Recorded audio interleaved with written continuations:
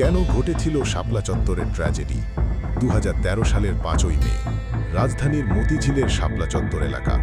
ফজরের নামাজ শেষে জড়ো হওয়া লাখো মানুষের কণ্ঠে ধ্বনিত হচ্ছিল ইসলামের সম্মান রক্ষার দাবি। মূলত 2009 সালে ক্ষমতায় এসেই শেখ হাসিনা সরকারের ছত্রছায়ায় শুরু হয় ইসলাম বিদ্বেষের বিষবাষ্প ছড়ানো। থাবা বাবা ওরফে রাজীব হায়দার, অভিজিৎ রায় ওরফে আকাশ মালিক নামে কিছু ব্লগার মহানবী সাল্লাল্লাহু আলাইহি ওয়াসাল্লামকে নিয়ে অশালীন লেখা লিখে কোরআনের আয়াত বিকৃত করে ধর্মীয় অপমাননার খেলায় মেতে ওঠে।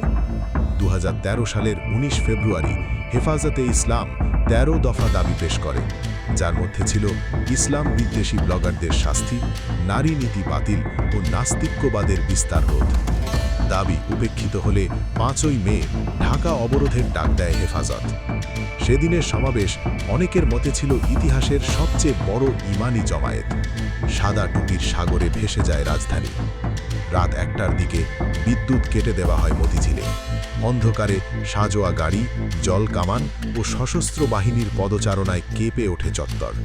পুলিশের অপারেশন সিকিউর শাপলা, র্যাবের ফ্ল্যাশ আউট ও বিজিবির ক্যাপচার শাপলা নামে 3 দিক থেকে চালানো হয় সমন্বিত অভিযান।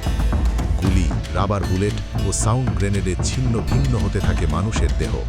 লাশের ওপর লাশ জমে যায়। আহতদের চিৎকারে ভারী হয়ে ওঠে বাতাস। সোনালী ব্যাংক সহ আশেপাশের ভবনে লুকিয়ে থাকা মানুষদের টেনে হিঁচড়ে বের করে পিটিয়ে অচেতন করা হয়। রক্তে লাল হয়ে যায় রাজপথ। সকাল হতে না হতেই দমকল বাহিনীর পানি দিয়ে ধুয়ে ফেলা হয় রক্তের সব চিহ্ন।